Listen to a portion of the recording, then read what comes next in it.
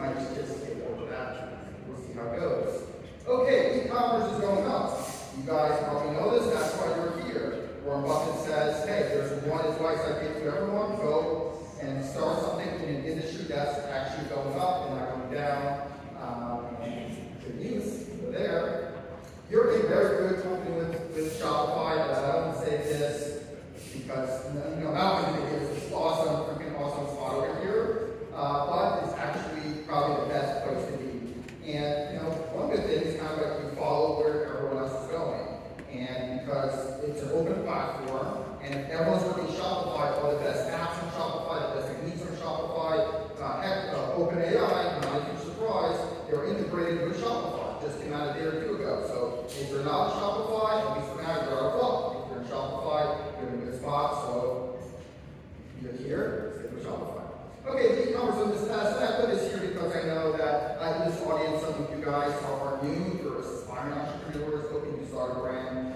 So this slide is for you. The number one business test we do when someone comes to us and go, hey, here's my website, I want to start marketing for the first time, what do you think? And your business test really is to go on Amazon and see how someone's selling a similar product to yours and how they're selling it on Amazon. And if Amazon is even close to the price, like maybe they're a little bit cheaper, guess what? People are going to shop on Amazon, right? And this is a real life example. Someone came to us, they're selling beanies, they're hats, and they say, hey, we have a big budget, $20,000 per month, here's our website, what can you do for us? We go on Amazon, and we see the same exact beanie for half the price, and we say, listen, do not give us $20,000, or give anyone $20,000, this is a waste. So, again, if you're new, if you're starting something, do this business test, see if it makes sense. Okay. I'll pull asterisks. There's some exceptions, especially if you're doing something like influencer marketing. You have like a unique spin to it. All of a sudden, Kim Kardashian's wearing her beads, so that is the bead to wear, right? All of a sudden, hey, maybe you could get away with it, but if you're competing like a product, Google Ads, things like that, then stay away. All right, it takes a village. It's a common thing you're going to see. Before there was a shoemaker that would make a shoe, right? And then the shoemaker would have an apprentice, and the apprentice, the waiter also know how to make a shoe, and one person makes one shoe, right? But now shoes are a lot more complicated, right? Before one person can make a shoe, now there's huge assembly lines, right? And huge factories making just one little piece of this shoe. And very much e-commerce is like that. Before, if you want an e-commerce site, you would actually have to custom code the e-commerce platform. I know this because I've done it, right? All of a sudden, Shopify came out, that's Shopify, right? And they do this all for you, and you're just in the platform paying a fee. Same thing with Klaviyo, so for Snowball or Kendo, right? All these people, you need these partners to succeed. Without them, you can't just totally bring the wheel, you're going to have a disadvantage. All right. The good, better. The good is how do I sell to this customer today, right? The better, what the smart brains are doing is how do I sell to this customer 10 times? And you're really thinking that right from the beginning. Because guess what? Unless you're an exception, right? Chances are the cost to get that first purchase from a customer is going to be much higher than the profit you're going to get from the customer, right? So really it is about, hey, is this the right person? Not even for the first product, but is this the right person? Is this the right product to actually purchase 10 times? And it starts right from the beginning. Okay, we're going to go through this fast. Shopify SEO basics. What do I want to say about this? Shopify luckily does a lot of the SEO basics for you. The sitemaps, the products, all that, it is already done for you. Some things maybe to note here, understand the differences between traditional and AI search. I'll explain a little bit on that. So, let's see, when it comes to traditional, right, you need to actually have what the person is looking for in the title. So, for example, you want, you're selling a dress for a, 10-year-old girl, right? So literally you have a product title that says, hey, dress for a 10-year-old girl. So someone goes to Google and they type in, I want a dress for a 10-year-old girl, maybe you pop up, right? And that's how kind of traditional search works. AI is actually much smarter than that, right? I come a product and say, hey, this product works for girls between the ages of 5 to 15, right? All of a sudden, Google needs you to actually have that 10-year-old girl in the actual product title. but LLMs, right, AI search is much smarter.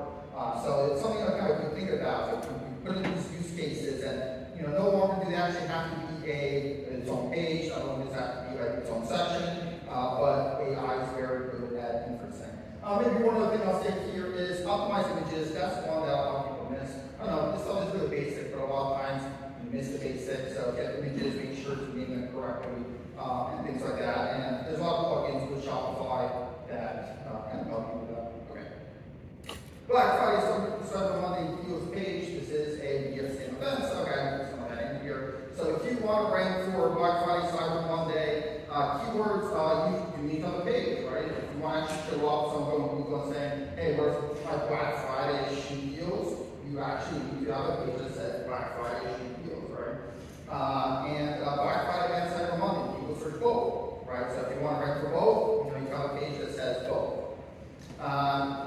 Normally these pages will exist on your website for a short period of time. So it's a little tricky because it will take some time to actually index those pages. So get those pages on your website early. Even if someone put it on the footer, someone clicks through and says, it said, hey, coming soon, check back in 15 days, check back in 30 days. Here's a countdown. Maybe give me your email address. As soon as these are out, we're going to email you. And if you don't have this out early, especially if you have a low traffic website, your page is not going to get indexed on time. Right? If you put up your page 2 days before Black Friday, Google is not going to find it. Unless you have a very popular website. So. Okay. When more is more. Again, for traditional search, it's all about kind of like having these barriers, right? So in this case, it's a kind of work with socks. They sell different socks, right? And they came to us and they sold mostly to like TJ Maxx and Marshalls, and they wanted to start selling to consumers, and they had kind of just like 3 SKUs here, cool socks and maybe some colors, right? And we said, hey, when it comes to SEO, it's all about having different SKUs, right? So all of a sudden we said, green socks, green and white socks, green and white striped socks, green and white polka dot socks. We want them, right? What does it take for you to create an extra SKU? They said pretty much nothing. Here's a machine, I put in a design, it just creates it for us, right? All of a sudden, July 4th socks, red, white, and blue socks, gift box socks, right? Socks for Father's Day, right? And then all of a sudden, we created hundreds of SKUs, and these guys are versus. Okay, address objections in your content, right? If someone goes to this page, what things are they going to be asking for, right? So for example, they might be asking for the warranty, right? So all of a sudden, hey, put the warranty information on your page. And if you don't have it, people are probably going to leave. If they're looking for, they're not going to contact you and say, hey, what's your warranty, and wait and see if you reply or not. Some might, most won't, right? Fit guide, size, compatibility. Hey, this is really good for a 5'9" person. Canva, by the way, is really good at that. If you have their reviews, you could have custom attributes. Say, hey, every time when someone fills this out, I want it to come in their gender or their size and their height and stuff like that. So all of a sudden, hey, does this fit me? Oh, this 5'9" person said that this was a perfect fit, right? We want to see that good for SEO and also the investment departments, right? Oh, it's great. You can review your competitors' 1-star Amazon reviews, right? It's like, hey, I'm going to sell luggage. What are people's concerns about luggage? I go to Amazon, it says luggage, and I go to click the products, go down to the 1-star reviews. What do people say about luggage? What do we complain about? The zipper. Okay, so I can get ahead of that. Let me make sure that we have the best zipper, and when we actually feature that on our product page, here's the best indestructible zipper ever, and it has a 3-year warranty, right? Okay, product comparison. IKEA, it's a funny one, right? IKEA, $60. Can't pronounce that, $26, right? Product comparison is really good for SEO, and especially if you have a product that people know your competitors, right? Hey, you're coming out with headphones, and your headphones are the best headphones ever. So the page that says best headphones ever, and here's some headphone features, and you look at that, you're like, how do we get it? Right? All of a sudden, I make a page actually compare it to other headphones. I go, ooh, I know these headphones. Oh wow, this is actually louder, right? This is cheaper, this is better material, right? Good for SEO and really good conversion rate, and also good for pay-per-click, right? So you can go in and say, hey, here's my shoes, people just think they're Jordans, except they're 3 times cheaper, right? And here's how it compares, right? And all of a sudden, maybe I can bid on Air Jordans on Google. A lot of people search that, right? And can you actually see more people searching for Air Jordans, cheaper product? Maybe, right? Maybe the case work.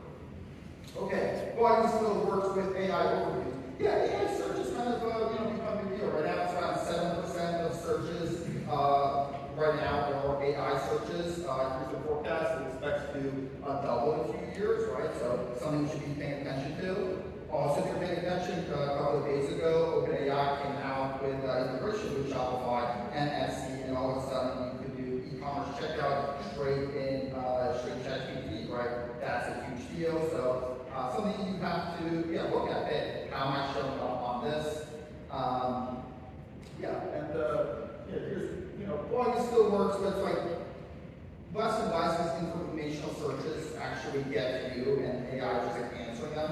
But sometimes you do get a reference and your brand is there. Okay, one more sale, get more reviews. Yeah, a part of ours. Thanks for coming to Kendo. Again, just so helpful with, and I guess being really impressive with Kendo. And if you want to stick out, right, all of a sudden, it's not just a review. You think of, okay, what are the attributes that actually make sense? What are people looking for, right? How frequent of a traveler are you? I want to ask that when they're leaving a review, right? Things like that. Good for SEO, good for conversion rates. Just okay. Organic growth email. I'm trying to see where we're going fast. Email and SMS should be a quarter of your sales. Quite frankly, it should be probably more. It's crazy. When we first started our email marketing department and had this Google form every week, the director of the department, Ash, she goes out and she says how much was her revenue are her clients actually seeing from this email marketing, and I thought that would get 10% or who actually purchased her email. The average is actually over 30%, right? So it's like things like pay-per-click now and SEO, they're so competitive, so many people are doing it that all of a sudden you need to set your edge, right? And if your competitors are doing this, they had email, they get 30% more sales, right? And you're not going to win, right? Because pay-per-click is a marketplace. They're able to pay more for that customer. They're going to get that customer to buy 10 times if your customer's only buying once. Also, I'll say, I know we have a few smaller size shops in here. This really works at scale. It's a good plan early, but really, if you're making like $30,000 per month or more, that's when you really see the effects of email. But that's good to plan in advance, but you might not see it right away. Also, very important, first-party and zero-party data. Especially now with privacy, especially now with cookies, you can't actually get so many things from the visitor as you normally would. So what you do, you ask the visitor, right? You go and say, hey, I have a question. Are you a frequent traveler? Are you a parent, right? And you get that through quizzes and through asking and have get 10% off, answer these 3 questions, and you keep that data. That data is so important. The smartest e-commerce brands, this is what they're focusing on. And when you talk about, if you want to never exit, right, you talk about valuation, whether you have this data or not is such a big piece. Okay, email and SMS that drive results. Yeah, sometimes we go and we're like, hey, can you help me with my marketing? They're like, no, we do it ourselves. And I'm like, okay, you do it yourself and you actually do it right, 2 separate things. And, one very simple way to look at it is if you're sending one email, right, so say you get an email that someone starts with the checkout process and doesn't finish it, you dispatch it. If you're not dispatching email, you're already using, right? If you're dispatching one email, you're also kind of using. Here you can see on the board, abandoned cart. This is revenue per user, 5 per email. Abandoned carts for single email. For email sequence, for emails, it triples, right? You should be sending multiple emails. Email is absolutely a must-have for e-commerce. Okay, message, timing, targeting. I give a Black Friday Cyber Monday small tip here. So one smart way to segment it is you want to look at your champions, the customers that buy from you a lot, like throughout the year, no matter what, and don't give them the biggest discount because they're going to buy from you no matter what. You're really shooting yourself in the foot if you're giving them the biggest discount. You don't need to. Instead, they appreciate other things. For example, exclusive offers, right? You get access to this before everyone else does. You get access to this product line before everyone does. Everyone else is going to get it in December, Christmas, but you're going to get it right now, right? You want to send that to your best customers. You do not necessarily send them the biggest coupons. They're going to buy anyway, right? Here's a QR code if you want to read the blog post that Ash wrote on Klaviyo. There's around 6 of those. That is one. Black Friday, Cyber Monday, BFCM. Place order rate. Here's the before email. There's 3 emails. 2.6% of the people who got this is still welcome series, so you go to the website, it pops up, hey, join our newsletter, right? 2.6% from that email, we changed it, and now it's 7% purchase rate, right? And it's like it's 5 emails, not 3 emails. What a huge difference, right? That's absolutely phenomenal. And also, not shown here, but the number of people who actually subscribe, we got more. So not only did the people who subscribe all of a sudden convert more, but we got more people to subscribe. All of a sudden, like 40% of their revenues are now from email marketing, and that because of that, it can be so competitive with pay-per-click and all of those things. Okay, if you are interested in Click as a partner, plus we love Click, we post monthly, we host a meetup. It's in Chelsea, it changes, but it's in New York City. So it's free, sign up for that. Here's a quick QR code. I'll give you guys 30 seconds to connect it, but yeah, if you're interested in email marketing, if you're doing email marketing, if you're on Klaviyo, if you're thinking about Klaviyo, this is a really good thing to join. It's a small group, right? It's more than we have today, and it's all about Klaviyo, and you just hear each other's successes, and you ask the questions, so, okay, pretty great. Okay, social media by the numbers. I won't say any of these, but you guys could read it on the board, but I will say that me being someone who's actually not too much into social media personally, I don't go on Facebook, I don't have a TikTok, Instagram. I need this to convince me that, hey, everyone else is on social media. If you are like most people and you're on social media many hours a day, you do not, these numbers are kind of meaningless. You already know this, what the numbers are. Okay. People shop with their eyes. Yeah, this is a shout out to social snowball and influencer marketing in general. Influencer marketing is so effective, and we see that only getting more effective, right? And it also says the panel, which I'll reiterate, not only do you get direct sales from it, and you can track it, right? But also you're getting that content, and that content sometimes is even, it's even more valuable than the couple of direct sales you're going to get from it, because all of a sudden you go back to your product page, and this awesome video that a creator made for you, you place that video in your product page, right? This video that you spent $200 for and you get commission for, it probably performs better than if you were to pay a videographer thousands and thousands of dollars to create some like professional generic video. So it's the future, right?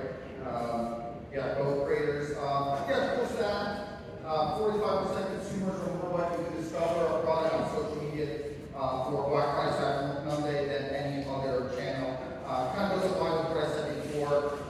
Social media is really good for product discovery.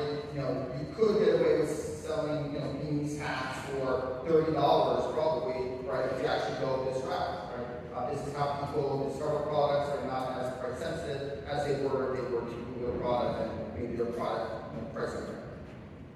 Okay, modern social media strategy. Okay, so some pointers and immediately my team went to this content marketing world, it's $1,000 per ticket, and they took notes, and they sent me the notes, and I just gave you guys $1,000. Here's pretty much what they were. A lot of people what we're talking about is kind of the golden rule. It basically says do not always promote. The number one thing that brands get wrong with social media is that they are promoting too much or always trying to sell. And the smart brands are not, right? They're making something that's funny and they're selling sometimes. People say like 80% to 20% or 411, kind of informational versus actually selling, things like that. Yeah, here's one video. This video is not selling too much, but this video got like tens of thousands of views and lots of engagement. Oh, also, I don't know if this is going to stick. Return on conversation. All the social media people, right, they're using it.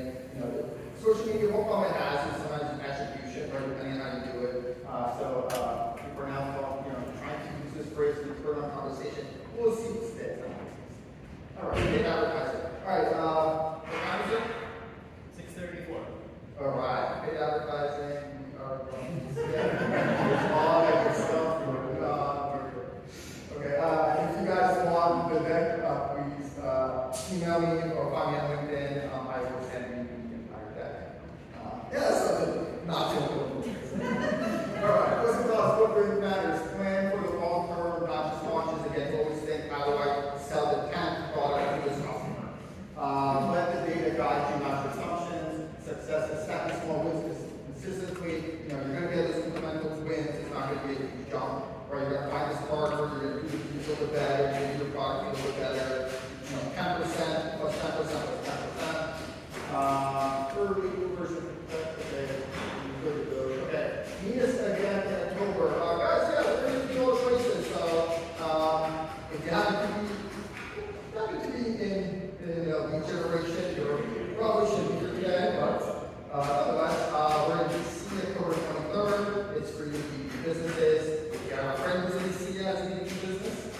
items,